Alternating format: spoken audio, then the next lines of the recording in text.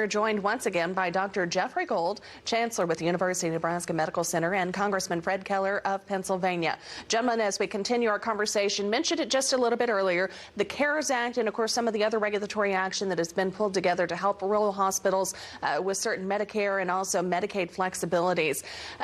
Of the funds that have been created, the programs that have been created, what do you see as the biggest benefits of the CARES Act and this other assistance?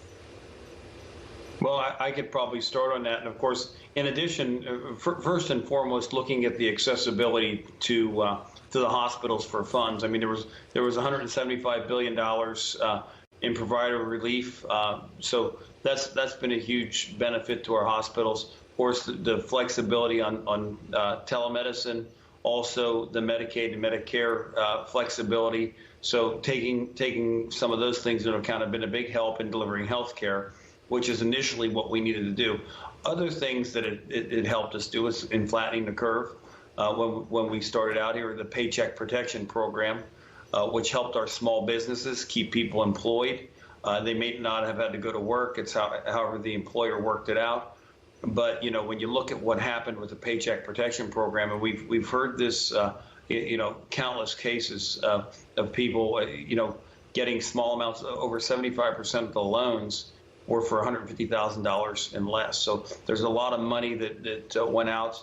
Over 6,000 lenders. It was actually very well done by the SBA and Treasury to get the guidance out to the banks and help our small businesses, because that's really another part that's integral in rural America is small business, because it's not a lot of large employers, but a lot of small businesses, and being able to help them. We've had businesses in Lycoming County, which is geographically the largest county in the Commonwealth, but in our district, it's the most populous too that I represent. And looking at what they've been able to do, we've had people that have gotten, small businesses that have gotten as much as $20,000 or $30,000 to help their business and help them get through this situation of being shut down for a period of time. So I know there's been a couple of people that have been critical of that and some of the things, but by and large, the people in rural Pennsylvania have really benefited from the Paycheck Protection Program.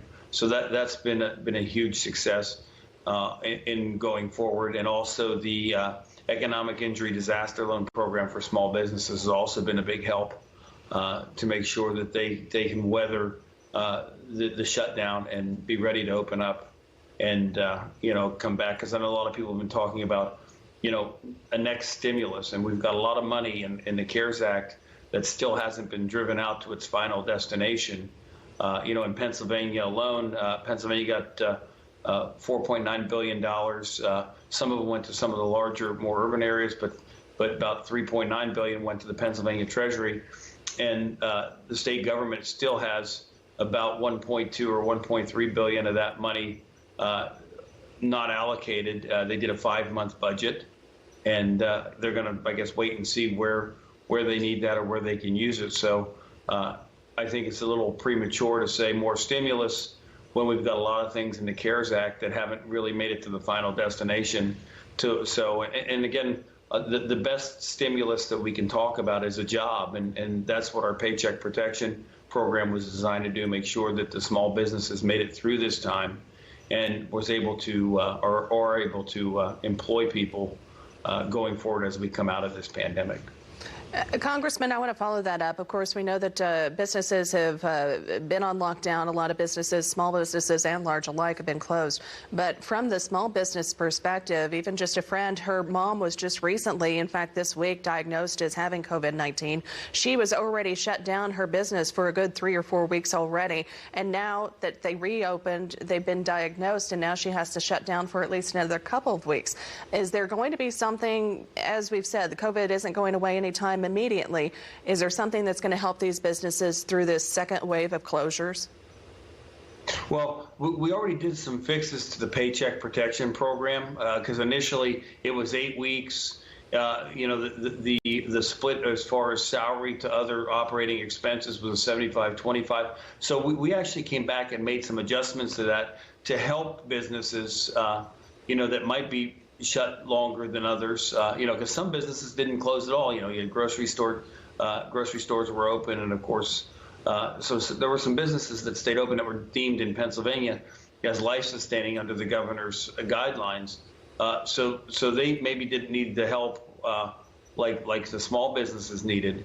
So we came back in Congress a few weeks ago, and we did change some of the parameters around the paycheck protection to help these businesses weather a longer period of time.